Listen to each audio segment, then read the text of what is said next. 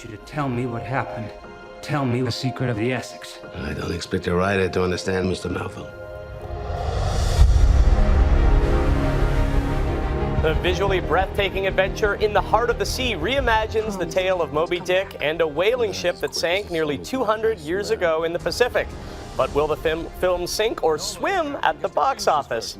Canada AM film critic Richard Crouse joins us now from our downtown Toronto studios with his review of the movie and other new releases opening this weekend. Hey, Richard, thanks for joining us. Thanks for having me, Teddy. All right, so let's start off with In the Heart of the Sea. You got a Hemsworth, Thor specifically, battling a whale. What did you think? Well, here's the thing. This movie starts off really strong. So you've got Chris Hemsworth. Everyone loves him. Cillian Murphy's in here. Mad-Eye Moody from the Harry Potter movies is in here. Good cast. Everyone likes all these people.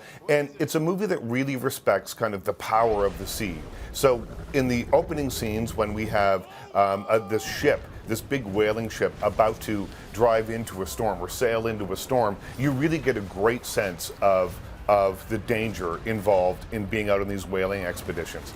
It's later on when they're actually at the heart of the story, when they're battling this giant demon whale, that it kind of falls apart a little bit, because essentially you have this big CGI whale, this computer-generated whale that isn't particularly scary, and even though by this point in the movie is essentially a horror film. It's kind of like, imagine, Freddy Krueger as a whale and the sailors as the scared teenagers just trying to survive. That's essentially what the movie turns into. And it's not nearly as exciting as it needs to be. And you've drawn references to Errol Flynn in your review of this film as well, right? Well, listen, when you have big manly men, they're drinking grog, they're on the sea, the only thing missing here really is Errol Flynn and maybe some thrills and chills.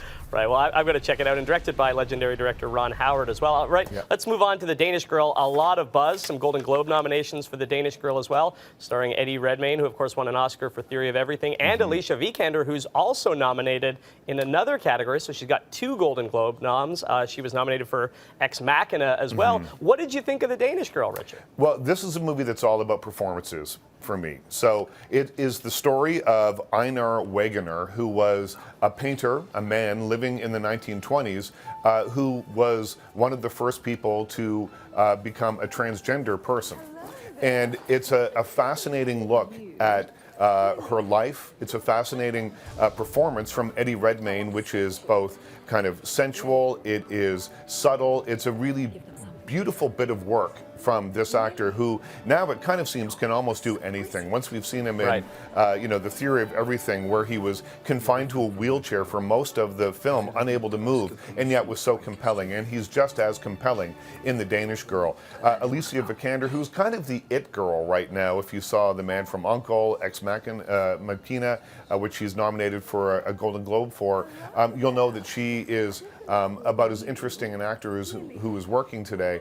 And she is the heart and soul of this movie. It's the study of their relationship. And I like this movie. It's a bit glossy for me. I think that if you had stripped away some of the masterpiece theater affectations from this, it might have been a bit more effective. But for me, it's still a 3.5-star film. All right, Richard, we've got under a minute left, but we of course want to talk Carol. It cleaned up at the Golden Globes with the most nominations, 5, and you love this film, right? I did. This is a really beautiful film that transports you back to New York in the 1950s. It's the story of Carol, played by Cate Blanchett, and another young woman played by Rooney Mara, who fall in love at first sight, and then have to decide how to continue with their relationship. So it's about the societal norms of America in the 1950s. But when you are watching this film, it really feels like you are transported back to that time. Beautiful performances. Once again, that's the sort of the hallmark of all the movies that I'm talking about this week, is there's really nice performances in them. And this movie is certainly no different. And certainly, I think, Golden Globe and Academy Awards all around for Carol. A lot of nominations for it, and directed by Todd Hayes, who gave us the wonderful film Far From Heaven, which if you've never seen, I highly recommend checking out. Richard, thanks so much for joining us, and Richard's reviews will be up on our website.